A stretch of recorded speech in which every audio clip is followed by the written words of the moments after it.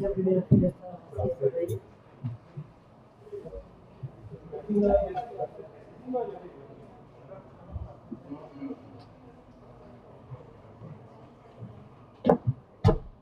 ¿Qué tal, Oscar? Hola, Oscar, ¿qué tal?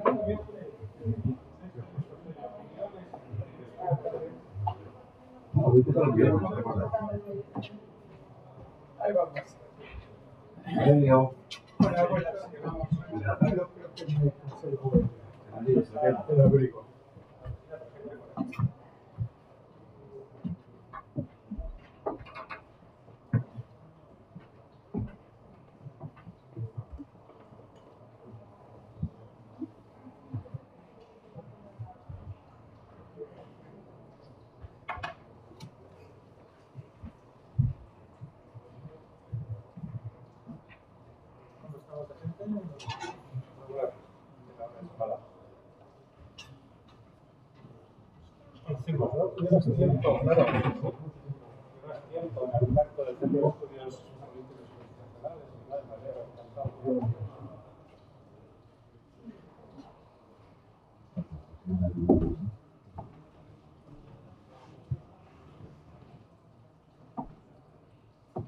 Vamos, ¿te parece?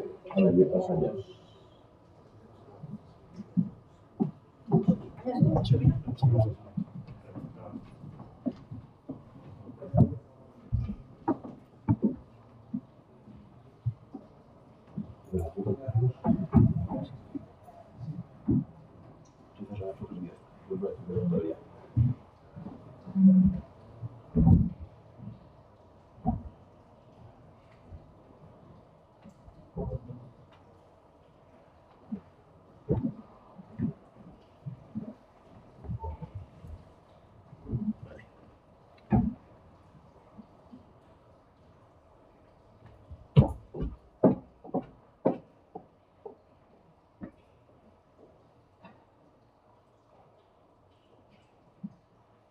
Muy buenas tardes, bienvenidos a nuestra Real Academia de Ciencias Morales y Políticas para este acto de presentación del libro de José Juan Tovaria, que lleva por título El juez español, 1975-2025, un análisis sociológico. Bienvenidos los académicos de la casa, los colegas de las academias, presidenta del Consejo General del Poder Judicial, del Supremo, profesor Luis Pérez y colegas y amigos que nos acompañan en esta sesión. Incluyo también al editor, Luis Astrón, buen amigo y responsable de Editorial Finca, que ha editado políticamente bien este libro. Para nosotros es una gran satisfacción presentar algo que, decía yo al autor hace unos minutos, lo rejuvenece. Son los medios siglos, la primera edición del Juez Español fue toda una novela. Un libro que nos puso en camino de una sociología empírica, pero sin sentido figurativo.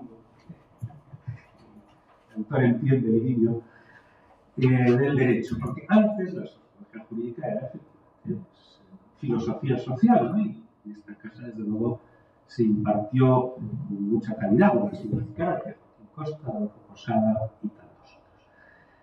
El libro renace ahora, son, dice el autor, dos fotografías sociológicas separadas por medio siglo, y seguro que vamos a escuchar cosas muy interesantes en esta presentación. Saben ustedes que nosotros, en la Academia, tiene sesión después, es horario a las 6:30 de la tarde, por lo tanto vamos a terminar en torno a las 6:15. Van a intervenir tres ilustres académicos de esta casa como presentadores del libro, y voy a dar la palabra en primer lugar a don Pablo Lucas Cunillas.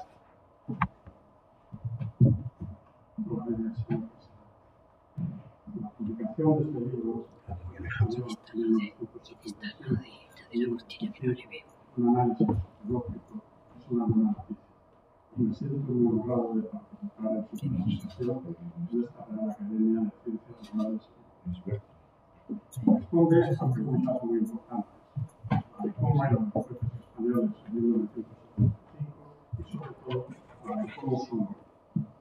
Importa saberlo, porque en el Estado social y democrático de derecho en que se constituyó España en 1978, los jueces desempeñan funciones absolutamente esenciales: proteger los derechos e intereses de todos y controlar la legalidad del ejercicio del poder. Mediante ellas concurren a hacer efectivos los rasgos principales que distinguen a ese Estado y definen la condición constitucional del régimen político al que da forma jurídica. No es casual que el artículo 16 de la Declaración de Derechos del Hombre y del Ciudadano de 1789 señalara que sin garantía de los derechos ni separación de poderes no hay constitución. Los jueces garantizan los derechos, limitan el poder, hacen efectiva esa separación.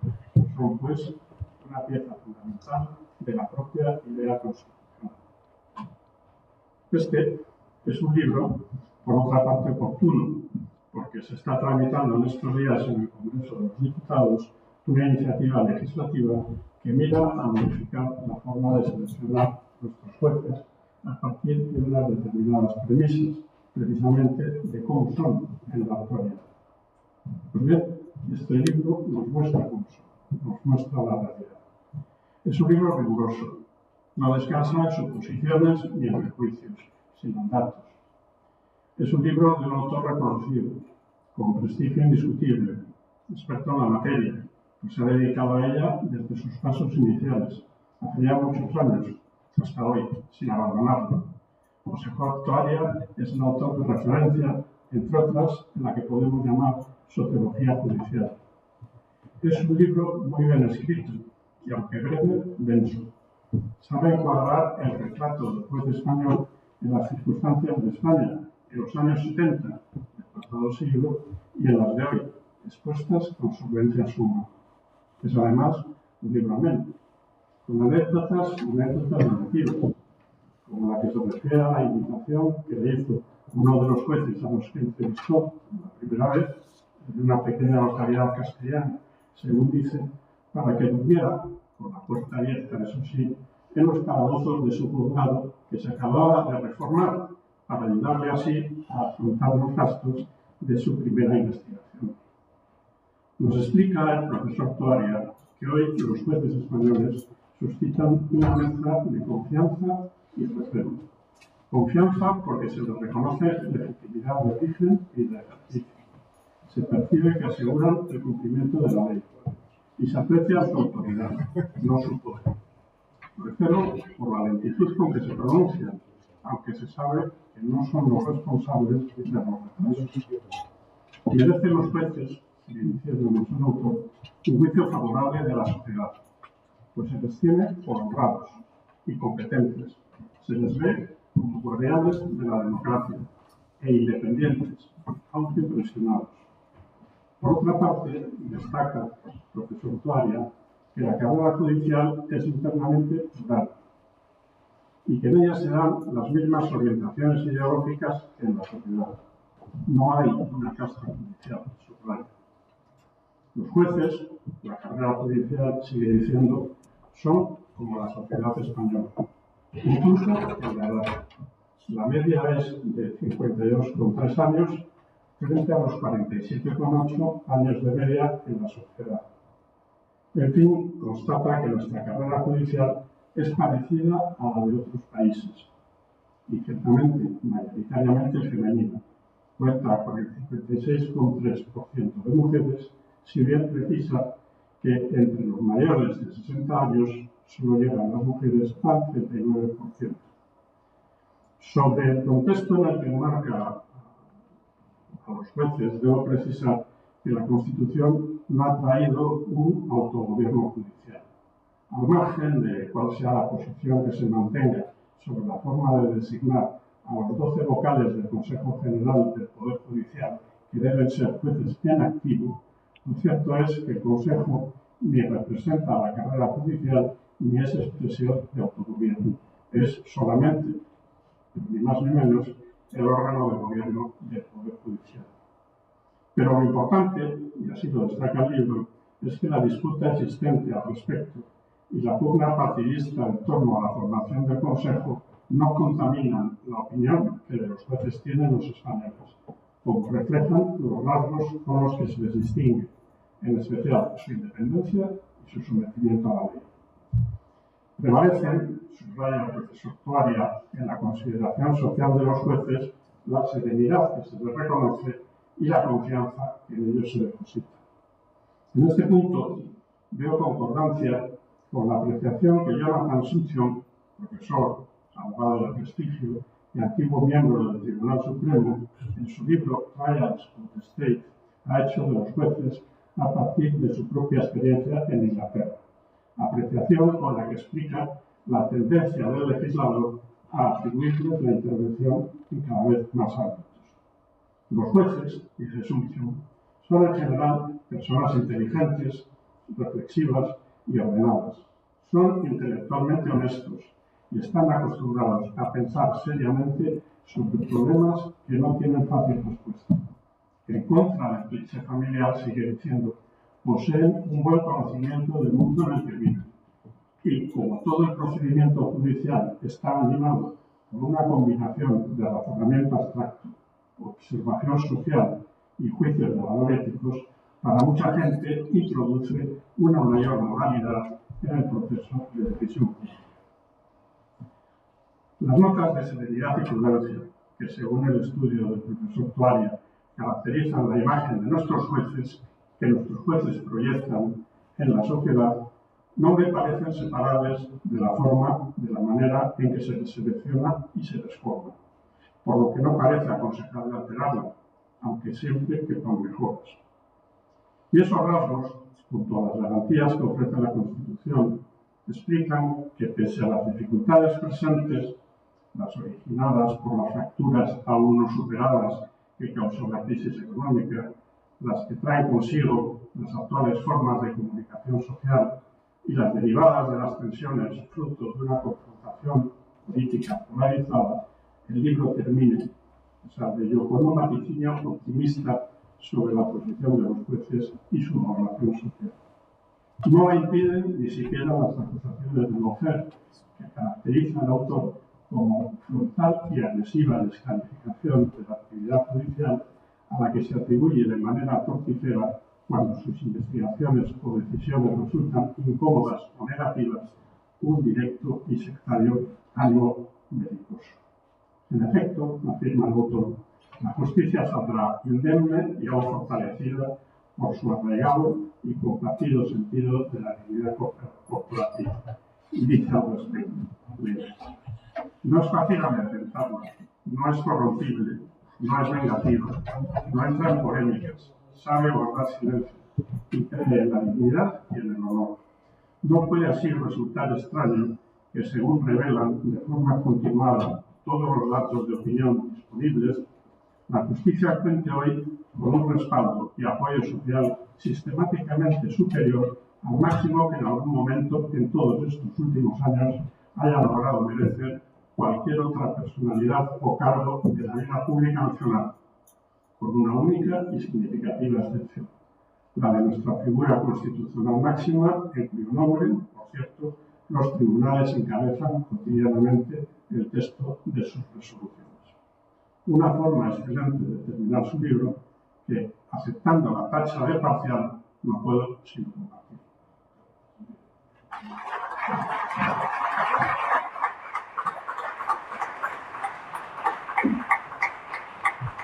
Muchas gracias al profesor Lucas Murillo de la Cueva. Tiene la palabra el académico Santiago Melucha.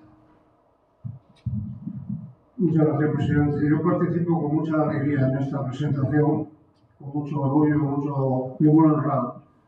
Primero porque se presenta en mi casa, en la Real Academia de Ciencias Morales y Políticas. Después porque es un libro de José Juan Toalla, amigo de toda la vida. Y en tercer lugar porque el libro es un libro que me recuerda momentos estelares de formación intelectual y es un libro por una parte excelente y emotivo. Me alegra participar porque Toalla es de los pocos sociólogos que han entrado en el análisis de la justicia, y debo decir también porque las conclusiones sociológicas que establece, que son científicas y por tanto verificables, coinciden con las mías de jurista basada en el contacto real con los jueces y la jurisprudencia desde hace 50 años. Estas conclusiones hablan de la independencia del Poder Judicial en España, de su razonable y buena formación, de la honestidad y ausencia de corrupción generalizada, del efectivo cumplimiento de las obligaciones que tienen asignadas. Digo todo lo anterior, pero señalo que este libro coincide con el tiempo de mi propio ejercicio profesional como universitario y como abogado. Todos son coincidencias. El primer libro de Toaria es de 1975. Yo también acababa de publicar entonces mi tesis doctoral y leí con apasionamiento del juez español un análisis sociológico publicado por Tecno, que así se tituló el libro de Toaria. Había pocos o ningún antecedente de esta clase de estudios. Todavía señala el monumental informe sociológico sobre la situación social en España de Fuesa y los trabajos de Lindley y Armando de Miguel. El libro que presentamos cuenta todavía de un modo muy simpático, muy ligero, muy amable, muy fácil de seguir, las dificultades que tuvo para desarrollar la investigación, que él aspiraba a concluir bajo la dirección de su maestro Juan José Lins. Este libro contiene dentro varios libros. El primero de ellos es el libro de 1975, el segundo la historia de cómo llegó al libro de 1975, el tercero la justicia española a partir de 1978, el cuarto las conclusiones de todo lo anterior. Cada uno de ellos podría ser realmente un libro separado si José Juan Toaria no hubiera sido tan escueto en el desarrollo y hubiera querido abrumarnos con sus muchos conocimientos, poniendo un poco más de desarrollo en cada uno de estos puntos. El libro empieza en la época de la transición y para hacer un libro sobre los jueces hacía falta tener permisos gubernamentales. Y esto era algo complicado en aquel tiempo porque nadie se negaba a otorgar los permisos, pero tampoco quería declararlos expresamente. Es muy simpática la manera en que cuenta sobre entrevistas con el presidente del Tribunal Supremo para pedirle permiso para entrevistar a los jueces de toda España y los recorridos por toda España para obtener datos que los jueces curiosamente le daban con más facilidad que el presidente del Tribunal Supremo, que no quería por otra parte señalarse demasiado. Es delicioso, sencillamente delicioso, un capítulo que no tiene nada que ver con el libro, pero que lo pone en contexto. Es el capítulo donde cuenta Toaria cuál era el contexto político y social en que se desarrolla su investigación. Es fenomenal para la gente de la edad de la mayoría de los que estamos aquí sentados, porque cuenta cómo se exploró el voto femenino, los efectos del golpe militar, los efectos políticos, los rasgos jurídicos del franquismo, cómo se habla entonces de la guerra civil y cómo estaba aumentando el número de trabajos que se publicaban sobre la guerra civil. Ha tenido la paciencia de contar cuántos hay a estas alturas de 2020 y dice que 50.000. Todavía 50.000 libros sobre la guerra civil. El porcentaje de la población activa en aquel tiempo dedicada a la agricultura, abrumador realmente. Las modificaciones del Código Civil. El Código Civil la modificación de 1974 fue una pieza clave en la historia política de España porque ahí aparece una relación distinta a la mujer con el derecho, con el entorno familiar, la limitación de poderes a las mujeres de esa época. Pero más que esto, el título preliminar del Código Civil del 74 cambia la manera de entender el derecho y también la manera de entender la justicia en su papel, porque permite el Código interpretar las leyes conforme a la realidad social de su tiempo, y esto es una habilitación a la jurisprudencia para que adapte la legislación del franquismo a la realidad social de nuestro tiempo, que había cambiado de modo importante. Y pone en valor por una vez la jurisprudencia, que no es una tarea meramente aplicativa a la mayoría, sino que es una tarea creativa también, creativa y vinculante para los jueces de primer grado, incluso para el propio Tribunal Supremo que se lo vincula con la jurisprudencia. Así lo hemos podido interpretar, no todos, pero sí algunos como yo mismo. Luego está el recuerdo del plan de autarquía y del plan de estabilización. La autarquía que se cierra con el plan de estabilización del 59 y el desarrollismo de los años 64 y 67. La misión de España en la ONU en el año 55, La visita de Eisenhower paseando por la Castellana, subido en un coche con Franco. El fenómeno del 600, fantástico el fenómeno del 600. Personajes como Dioniso Ridruejo. La encomienda que en 1964 hizo Nixon al general Bernard Walter para que se entrevistara con Franco, de lo que Franco le dijo: no habrá más problemas después de mi muerte, solamente porque yo he creado una clase media. La ley de prensa, imprenta de 1966, el impacto de los cantautores Serrat y Llach y la masiva asistencia del público, las transformaciones intelectuales de la Iglesia Católica.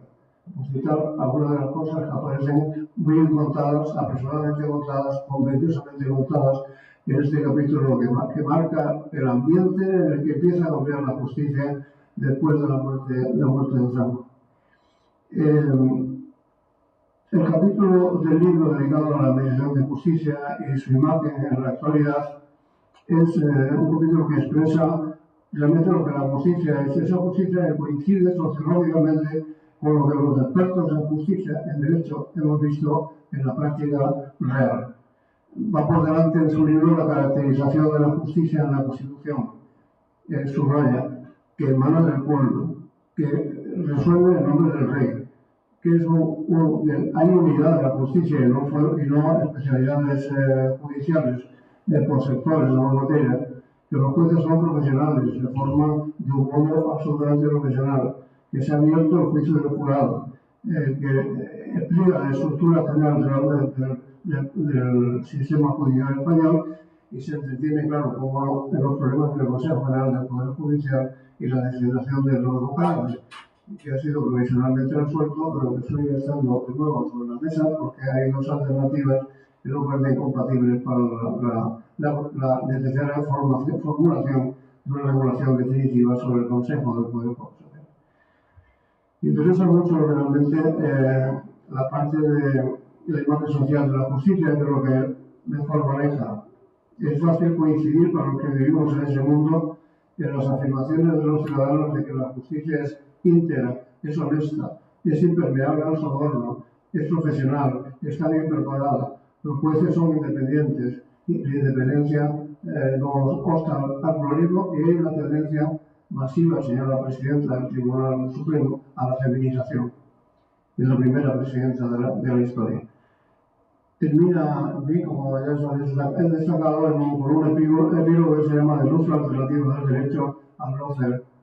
¿Qué diferencias entre el uso alternativo del derecho y el lawfare? ¿Cómo han cambiado los tiempos? El uso alternativo del derecho de Pietro Barcelona era una cosa que esperábamos todos los estudiantes que queríamos cambiar las cosas, porque era fantástico la propuesta. Se puede utilizar el derecho para hacer políticas progresistas, pero sin abandonar el derecho. El lawfare no tiene nada que ver con esto, son acusaciones limpias de que los jueces y tribunales incumplen el derecho en virtud de directivas y de criterios políticos. Muy bien todo. Si tuviera que hacer algunas observaciones de lo que he echado en falta, diría muchísimas porque mi oficio es distinto del de tu área y yo me dedico a otra cosa, claro, he hecho de menos algunas circunstancias que yo explicaría.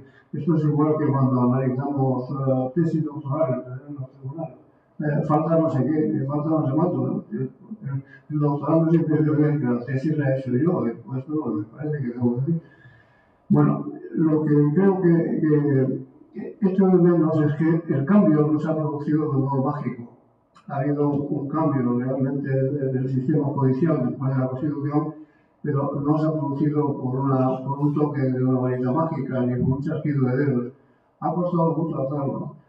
Yo que sigo con la evolución de la jurisdicción contenciosa administrativa de modo más particular, pues me hubiera gustado ver, no sé si no se preocupe, pero un comentario de lo que me ha sucedido.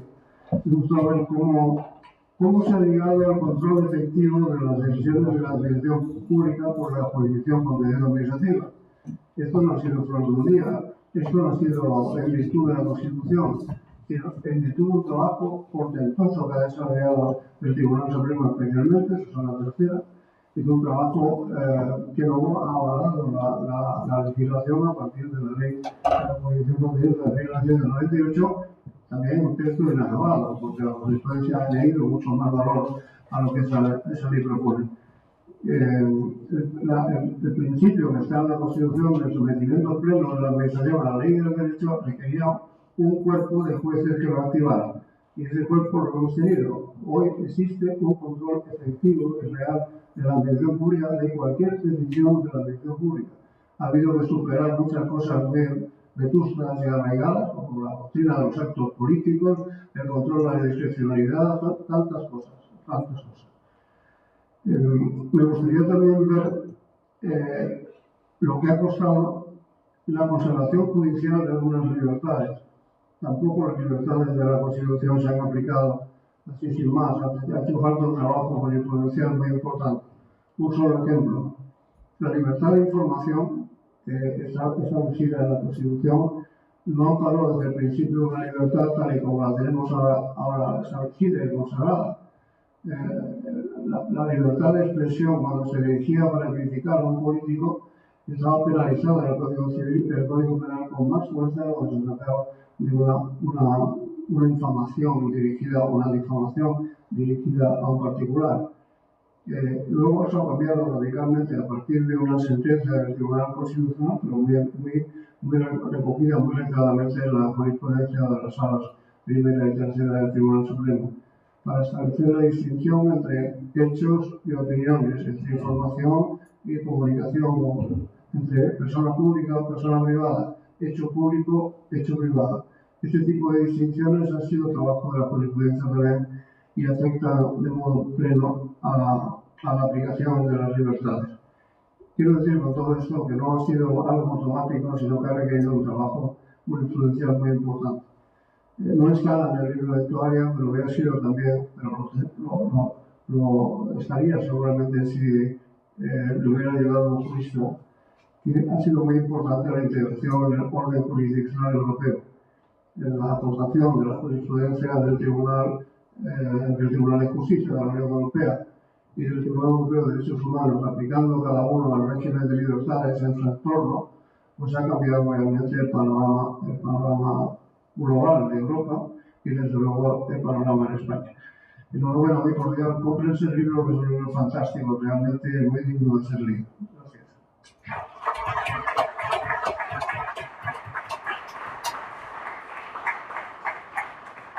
Muchas gracias al profesor Manuel Machado. Me van a permitir que haga un paréntesis, que voy a llamar jubiloso.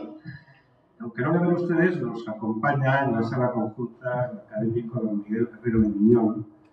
Y hoy, para esta casa, es un día verdaderamente excepcional. Como saben ustedes, su Majestad el Rey le ha otorgado el Toisón de Oro y, por tanto, pues para nosotros es una gran satisfacción.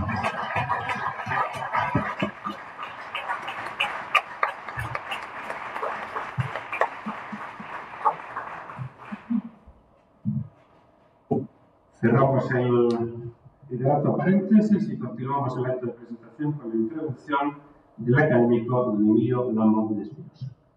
Muy buenos días, presidente. Muchas gracias a todos por acompañarnos.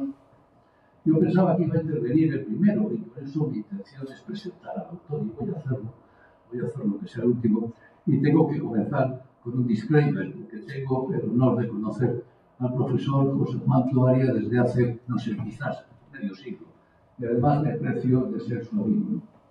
Yo creo que nos conocimos allá por los años 70 en la cátedra de Luis Jiménez, de quien yo fui profesor durante algunos años. Una cátedra, entonces no había departamentos, una cátedra que era una suerte de pasillo del metro por donde pasaba todo tipo de sujetos, vendedores de Biblias o de enciclopedias, revolucionarios, conspiradores, intelectuales, de todo. Y también bastante gente sensata. Aquí veo por lo menos media docena de ellos. Era un caldo de cultivo extremadamente creativo, también para buenos académicos, una suerte de colegio invisible. Tendríamos que escribir la pequeña historia de aquella cátedra porque lo merece, ¿no? José Juan fue a su vez miembro del equipo fundacional de Cuadernos para el Diálogo, cuyo consejo de redacción perteneció ininterrumpidamente, y como era una cátedra de filosofía del derecho, estaba abierta también a la sociología del derecho, que es lo que ha hecho José Juan, no solo magníficamente, sino que también otras cosas. Por ejemplo, ha escrito grandes trabajos de sociología del conocimiento. Yo también debería haber seguido su camino, pero no lo hice, me torcí a mitad de camino y me quedé en la sociología. Un ejemplo de esa deriva desde la filosofía del derecho a la sociología, que vale la pena recordar. Me refiero al libro de Elías Díaz, fallecido hace poco, tuvimos la oportunidad de leer de homenaje hace pocos días, editado en el año 1971, titulado justamente Sociología y Filosofía del Derecho. Libro del que yo recuerdo haber corregido nada menos que las galeras. Pertenece José Juan además a una amplia cohorte de sociólogos formados en el extranjero, gracias a un importantísimo trabajo de becas de la Fundación March, un programa de becas, digamos, tutelado por nuestro compañero Juan Díaz Nicolás, y del que nos beneficiamos no solamente él, también Julio Iglesias, Carlota Soler y yo mismo, ¿no? Más de una buena docena. Y por ese camino fuimos muchos derivando desde esa cátedra a la sociología del derecho y finalmente a la filosofía de las secas. José Juan se formó en la Universidad de Yale, en una época en la que entonces las universidades extranjeras estábamos docena y media de investigadores, con una tesis que le dirigió nada menos que Juan José Liz, titulada justamente The Spanish Judiciary, la justicia española, un estudio sociológico. Luego ha sido catedrático de Sociología en la Universidad Autónoma de Madrid durante muchos años, director de la Escuela de Periodismo del país, director académico del Instituto Universitario Ortega y Gasset, fundador de Metroscopia, presidente de Metroscopia, consultor técnico para Naciones Unidas, para el Banco Mundial y para otras muchas instituciones. Es sin duda alguna pionero en España en la sociología del derecho y en la aplicación de métodos demoscópicos al estudio de la justicia. Es un académico riguroso, ya se ha dicho, nada escandaloso, persona seria, de enorme amabilidad y simpatía, de la que disfruto y espero seguir disfrutando muchos años. Vamos al libro. Podríamos decir que el libro de José Juan es poner de nuevo la justicia en el escaparate, si me permite, Andrés Ollero, que le robe el título de un libro que editó en el año 2022, esta vez puesto en el escaparate o en el espejo de la demoscopia. El juez español retoma 50 años después el objeto de la investigación de su tesis doctoral, la imagen y la autopercepción de la judicatura española. En este caso, comparando dos momentos, dos, por así decirlo, fotografías sociológicas, la de entonces y la de ahora. De modo que el planteamiento del libro busca responder a tres preguntas: ¿cómo era la justicia española en los últimos años de la dictadura, de lo que se dio en llamar el tardofranquismo? ¿Cómo es en la actualidad y qué imagen proyecta entonces y ahora? La encuesta del 72-73 es muy interesante porque todavía tuve la oportunidad de entrevistar nada menos que a 191 jueces y magistrados, casi un 20% del total de la judicatura, y lo hizo efectivamente en un contexto de controles políticos complicados, un estudio imposible, dice en alguna ocasión. Puedo dar fe de ello porque por la misma época yo hice una tesis doctoral sobre Julián Besteiro, académico de esta academia, y por cierto, hice aquí al lado en la biblioteca municipal, estaba aquí, y tenía montones de fotocopias del diario El Socialista. ¡Qué horror! Fotocopias del diario El Socialista. Me lo traigo la medicina. Tú ves que hay el problema. Pero en fin, recordemos que en el expulsar, es decir, que el franquismo era una dictadura suavizada por el sistemático cumplimiento de las leyes. Y conseguí que cumplieran de cobrar mis fotocopias. Pero los resultados de aquella investigación mostraron que incluso bajo el franquismo la judicatura ordinaria compartía valores y actitudes más cercanas a los de una sociedad en transformación que a la rigidez del régimen. Los resultados principales se podrían resumir de modo siguiente: los jueces reclamaban más formación en ciencias sociales, y eso es una asignatura que sigue pendiente en la sociología del derecho, en las facultades de derecho. Aspiraban a mayor independencia, valoraban las asociaciones profesionales, rechazaban las jurisdicciones especiales y mostraban posiciones sorprendentemente abiertas en cuestiones debatidas entonces como la pena de muerte, los derechos orales o el uso de lenguas vernáculas. Desde luego no constituía una casta hereditaria, sino que procedían en gran medida de las clases medias rurales y urbanas. Los jueces que eran hijos de magistrados, jueces, secretarios de tribunales, etc., representaban aproximadamente el 10% del total, y un mínimo del 3% decía que esa había sido la profesión de uno de sus abuelos. De modo que los datos mostraban una casta bastante escuálida, como supuestamente hereditaria. Tampoco estaban cerca de ser de derechas en absoluto. Es evidente que los revolucionarios o los gente de extrema izquierda no suelen tener vocación de juez. Pero, por ejemplo, solamente el 19% consideraba que la pena de muerte debería existir y aplicarse conforme a la ley entonces vigente. Recordemos que en aquella época la pena de muerte estaba vigente en Francia, en el Reino Unido, en Italia, en los Países Bajos, en Noruega y, por supuesto, también en los Estados Unidos. Un llamativo 72% justificaba la vigencia y mantenimiento en el futuro del derecho foral, lo cual es chocante en aquel momento. Un notable 42% se declaraban a favor de que los litigantes y los testigos pudieran utilizar la lengua vernácula de su localidad o región en lugar del castellano, aún en el caso de conocerlo. Como vemos, una imagen muy distinta de ciertos relatos estigmatizadores de la justicia como una suerte de cueva de la derecha americana. Avancemos medio siglo, del 75 al 2025. La Constitución del 78 supuso después, por supuesto, la normalización de la justicia en la democracia, por lo cual destaca al menos 5 cambios estructurales: la supresión de jurisdicciones especiales, la especialización de jurisdicciones, la integración en la tradición europea del civil law, la reintroducción del jurado, el reconocimiento de la acción popular, como vemos, muy discutida hoy. Una justicia íntegra, honesta e impermeable al soborno. 8 de cada 10 españoles creen que en la actualidad no existe probabilidad alguna de sobornar al juez. Esto es muy importante. 8 de cada 10 creen que no existe probabilidad alguna de sobornar al juez. Una judicatura profesionalmente competente y bien preparada. 3 de cada 4, 74%, consideran que los jueces españoles son competentes. Y los propios jueces coinciden con la evaluación ciudadana de su competencia profesional. Custodios de la democracia, custodios del Estado de Derecho, 7 de cada 10 lo creen. Jueces plenamente independientes, aunque aparentemente presionados. Este contraste es muy interesante. 2 de cada 3 españoles manifiestan la sensación de que sus tribunales de justicia reciben presiones de forma permanente.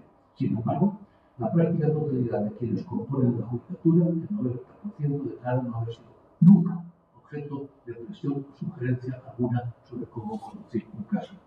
Entre el conjunto de quienes integran la justicia española, solo el 9% dice haberse sentido objeto de presiones por parte de los medios informativos, el 3% señala eso mismo respecto de los partidos políticos y de los grupos de presión, y un irrelevante 1% lo indica respecto al gobierno de turno.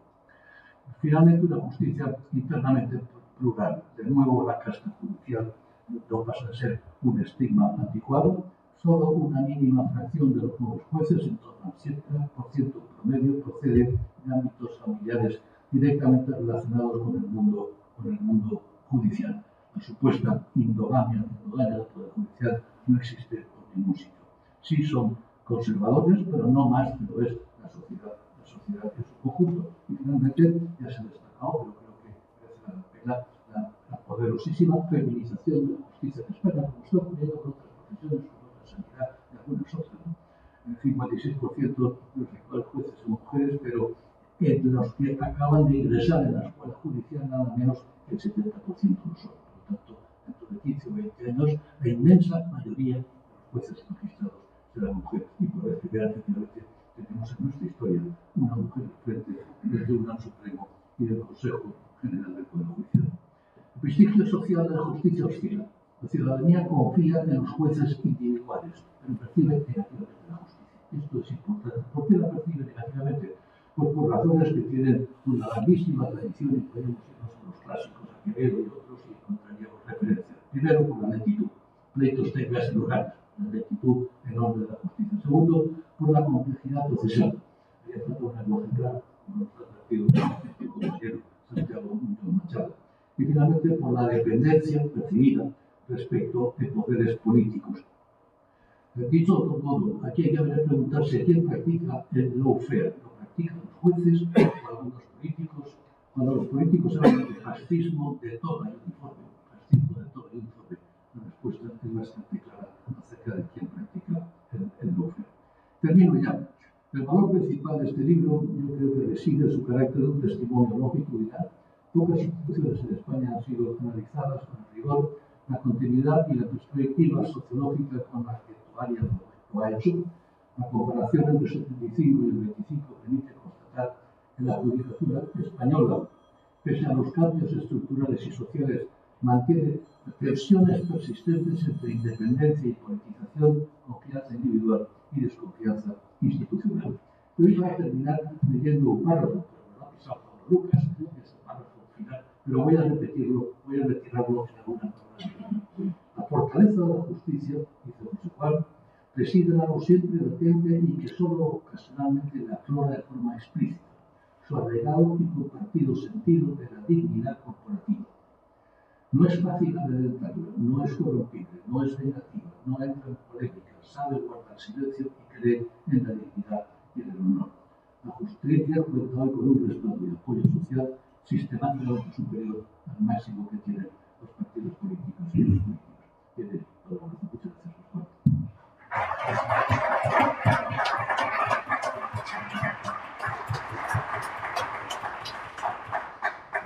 Muchas gracias, profesor Ramos Espinosa. Antes de dar la palabra al protagonista del acto, el colega y amigo todavía, se han dicho cosas muy ciertas y muy interesantes sobre él. Yo voy a añadir solamente una, que es una cita de Montaigne que aparece en la página 13 de su libro, porque yo creo que el personaje tiene algo de Montaigne. No he hecho yo más a mi libro de lo que mi libro me ha hecho a mí. Yo creo que eso define efectivamente a nuestro compañero y amigo, a quien ahora doy la palabra para que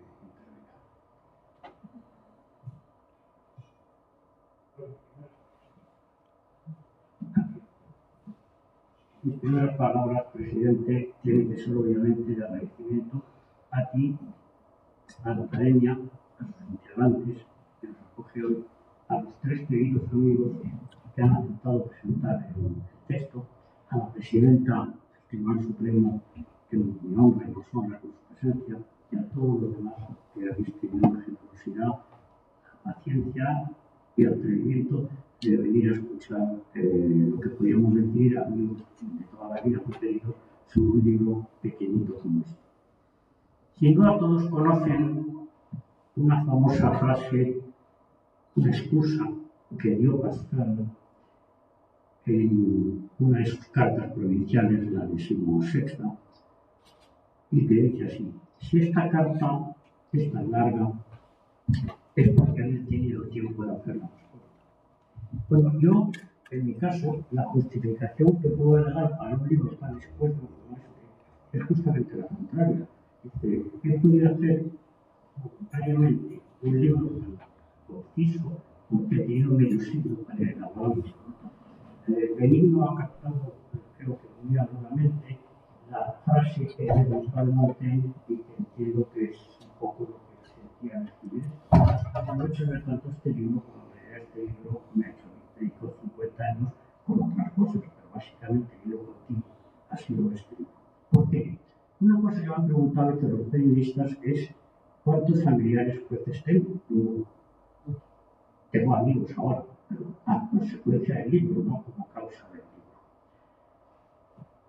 De hecho, cuando Juan Linz me medio obligó a elegir como tesis para la Universidad de Yale el estudio de la justicia de la época, yo me resistí bastante, porque desde lo que veíamos en cuadernos, como muy bien explicaba Miro la moda, eran otras cosas. Una cosa muy atractiva. Y Juan, que podía ser muy convincente cuando quería serlo, y quería serlo a menudo, pues me dijo, mira, el franquismo va a acabar dentro de poco. Estábamos en el año 72. En lo que va a venir, va a tener un papel fundamental en la justicia, y no sabemos nada de ello. El franquismo se ha invitado a fraccionarla, hay una parte que controla directamente, pero hay una parte, la que llaman justicia ordinaria, que va a su lado, que nadie sabe nada de ella, que parece una cierta penumbra, y que se ocupa, pues, de los casos de la que no se sabe prácticamente nada. Todo el mundo, por supuesto, que no debe diferenciarse mucho ideológicamente del régimen, puesto que la dejan en paz, pero está para averiguarse eso, ¿no? Y entonces, bueno, me convenció. Conseguimos una beca de la Fundación, en este caso FOR, para hacer la investigación, y vine a España con la intención un poco ingenua de elaborar una encuesta que en la época del 72 era una cosa muy rara y poco frecuente, de una muestra muy amplia de jueces, casi el 20%, todos varones entonces, y que necesitaba una serie de permisos.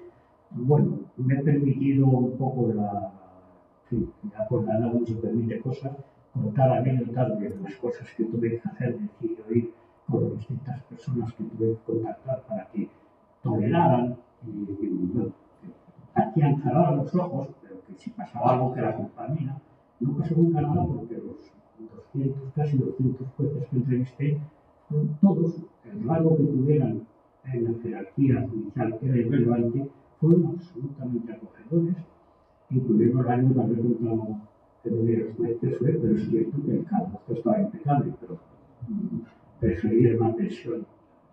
Más que nada para no contarlo, porque hubiera tenido la tentación de que escribir este libro me costó pasar una noche en un calabozo, era falso.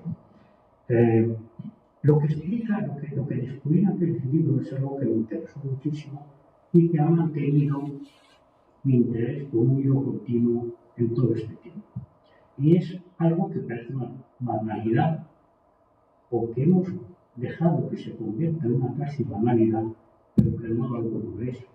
Es algo que suena al lenguaje obsoleto de personas mayores, no, algunas personas mayores también, ¿verdad? Pero de personas más mayores de las que nosotros somos ahora, que es eso como el honor profesional, la dignidad corporativa, el espíritu del cuerpo, es decir, la honra de formar parte de un colectivo en el que hay una serie de valores compartidos que por encima de otras circunstancias personales inevitables y lógicas son los que prestan cohesión a esa corporación.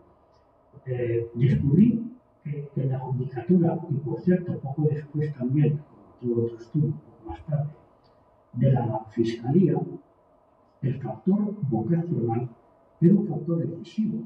No eran personas que escogieran ser jueces, pero luego no por la retribución, pero luego no por la gloria social, porque la mayoría empezaban impuestos en pueblos pequeños, y eran por un espíritu de convicción en que esa profesión tenía un sentido propio con el que se identificaba. Entonces eso me llama mucho la atención y me llama todavía, en estos tiempos que vivimos quizá más, porque cuando hoy en el actual discurso público uno habla de dignidad, de honor, de espíritu profesional, de respeto profesional, parece un marciano o un señor que vive en otro mundo, ¿no?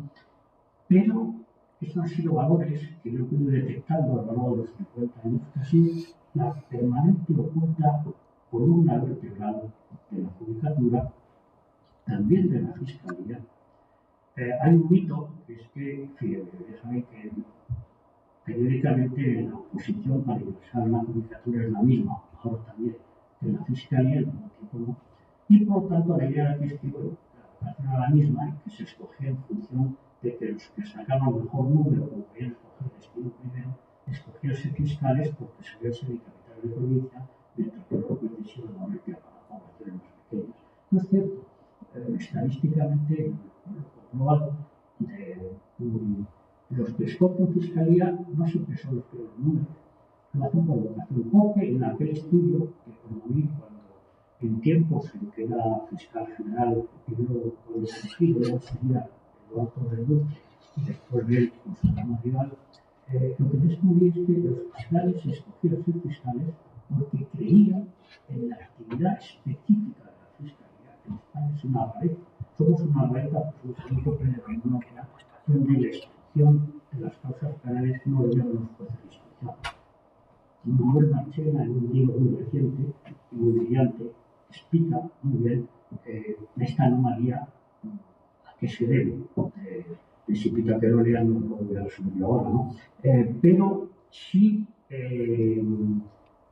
decir que este interés por ver cómo a través de cambios históricos, luego puedo bucear un poco históricamente, con permiso, algún historiador en sí me ve aquí, pero bueno, como amateur, en épocas anteriores y infectado también en libros, en memorias escritas por jueces en los años 20, en los años 1910, 1920, como ya esa idea de honor corporativo, del respeto a la profesión, de ser cada uno de ellos o de ellas ahora representantes de un estilo vital que había que preservar, se ha mantenido en el tiempo. Y eso ha sido probablemente, creo, que es el cordón más o menos subyacente, el que presta unidad a todo el tipo. Y me hablan de otras cosas, pero es que resulta que los tres queridos amigos que me han precedido han dicho prácticamente lo que yo iba a contar, con lo cual me he obligado a improvisar.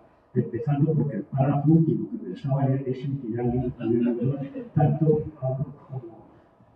y que es una redundancia o una revisión de esta idea. Sí quiero insistir una cosa. El libro de este insigne magistrado Manuel Marchena, que se llama La justicia amenazada, tiene razón. Es cierto que en este momento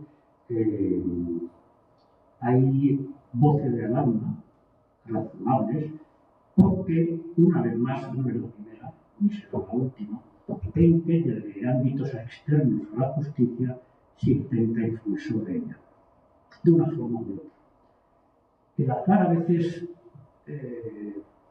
dicen los portugueses que Dios a veces escribe derecho con líneas torcidas, ¿verdad?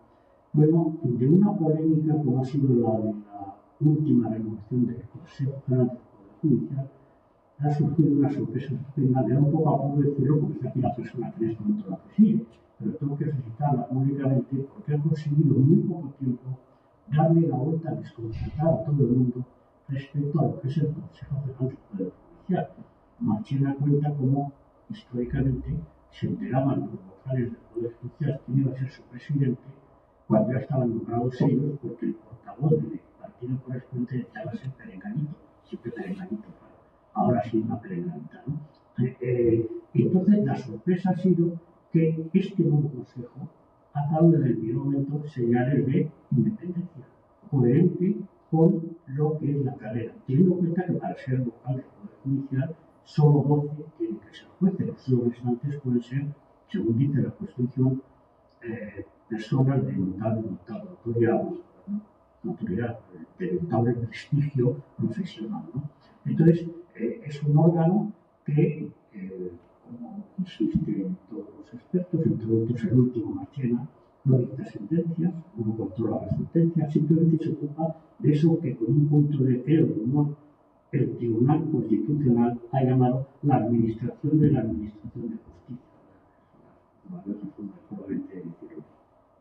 Entonces, personalmente, desde ese hecho, que viene a culminar la pugna ejemplar que tuvo el anterior presidente, Carlos Lemos, ahora tengo muchos amigos jueces, pero es que lo sigo haciendo mientras les estudiaba, no les estudiaba como amigos, al revés, ¿verdad?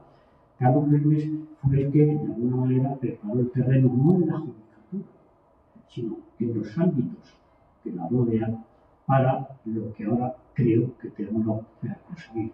Un Consejo de Poder Judicial que realmente funciona con autonomía, que sorprende en sus decisiones y que tiene desconcertados a quienes tienes que desconcertar, que son los portavoces de los partidos, porque la Constitución dice que quien tiene que nombrar a los vocales son el Parlamento, es decir, las Cortes y el Congreso, no los secretarios de los partidos que están mayormente representados en ambas cámaras, ¿no?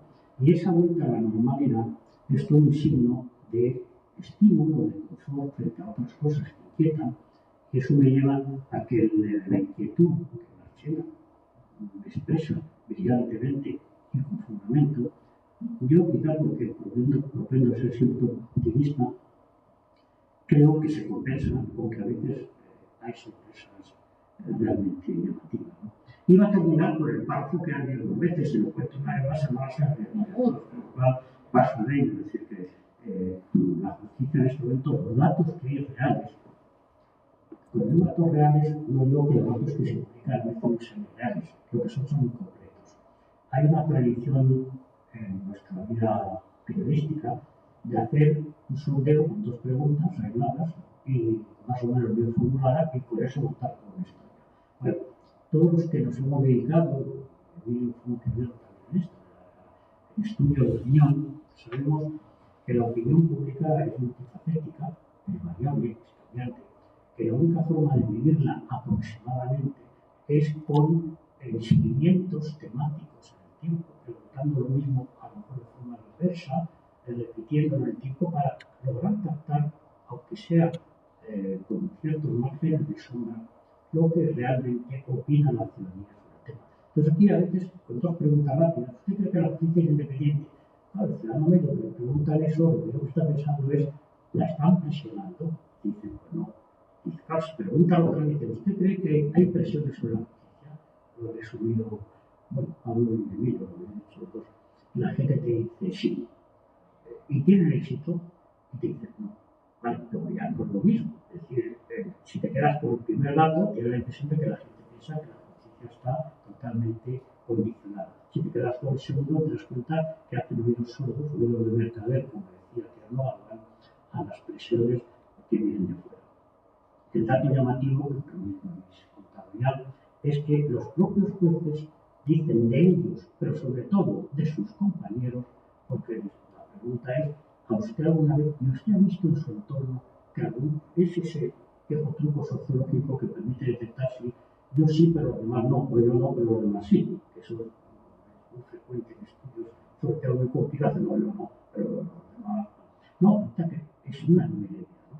Que realmente es una justicia que está unida por ese nexo de una profesión que es una vocación, que comprende que es una palabra que tiene unas connotaciones religiosas que hoy en día la hacen un poco secular, pero que es cierto. Yo creo que lo que salva la justicia, lo que la ha salvado y lo que la seguirá salvando, porque la va a tener en la fuerza social que tiene, es justamente ese sentido de la profesión.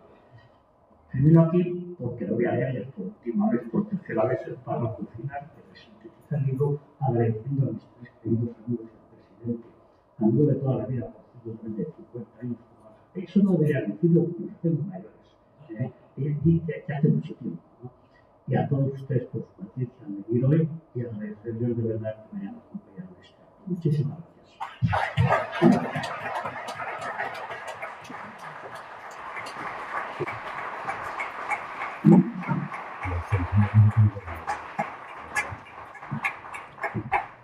Muchas gracias, José Juan. Para terminar de animarles a leer el libro, dos notas con dos anécdotas fantásticas. No se pierda la descripción del concierto de los Beatles en las ventas y no se pierdan cómo se evaluó en Yale la tesis doctoral del profesor Tovaria, que a estas alturas no sabe quiénes fueron los miembros del tribunal de evaluación. Merece la pena verles. Y nada más, no me animo a convocarles ustedes para dentro de 50 años más, pero sí. Que vengan ustedes con frecuencia por esta Real Academia, presidenta y todos. Gracias por acompañarnos. Levantamos la sesión.